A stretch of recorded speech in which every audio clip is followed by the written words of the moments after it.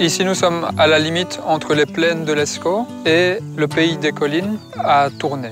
Nous sommes dans une toute petite ferme de 22 hectares. Donc c'est une ferme qui est familiale, historique, que j'ai repris il y a 4 ans.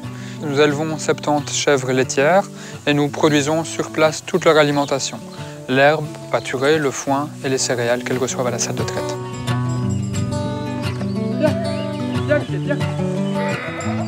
Au niveau du climat, on était habitué à un temps très variable avec beaucoup de petits épisodes pluvieux qui étaient très bien pour la pousse de l'herbe.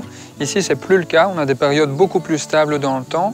Une période ici estivale qui est pratiquement aride, avec plusieurs semaines sans eau. Non seulement il y a moins d'eau qui tombe, mais en plus, le vent a tendance à davantage dessécher les terres, mais aussi la végétation qu'auparavant.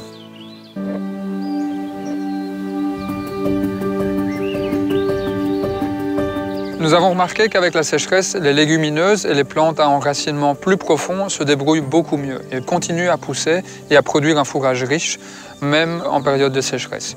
De cette observation-là, on a essayé d'en mettre le plus possible, le plus d'endroits possible. Donc même sur les prairies permanentes, nous ressemons ici des bandes composées de ces mélanges. Comme ça, les chèvres ont le choix entre des mélanges plus riches en légumineuses et en chicorées fourragères, en plantains lancéolés, et en même temps aussi accès à de la prairie plus simple, plus dure, plus structurée. En plus, avec cet enracinement profond, ces plantes non seulement sont capables d'aller chercher l'eau profonde, mais en même temps travaillent le sol et structurent le sol en profondeur pour lui mieux recevoir les pluies intenses de l'hiver et en stocker un maximum dans le sol. Autour des prairies, on plante un mélange d'arbres et de haies qui sont aussi positifs par rapport à la sécheresse. Non seulement c'est un fourrage supplémentaire qui est riche en tanins, donc qui réduit les parasites chez la chèvre, mais les haies et les arbres vont aussi avoir un effet de brise-vent et donc qui vont limiter ce dessèchement et offrir de l'ombre aux animaux en cas d'ensoleillement trop important.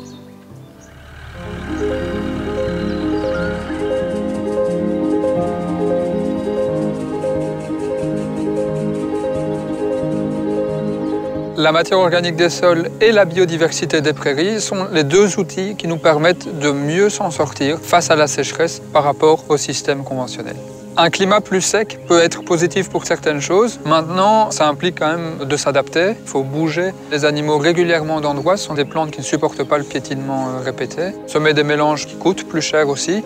On peut beaucoup moins programmer son travail et ses récoltes qu'auparavant, il faut être plus souple. Tout ça a un coût et une surcharge de travail. Et donc, à un moment, il faudra accepter que le travail agricole soit rémunéré. Et pour ça, on a besoin de valeur ajoutée et que la valeur ajoutée des productions agricoles reste au maximum dans les fermes.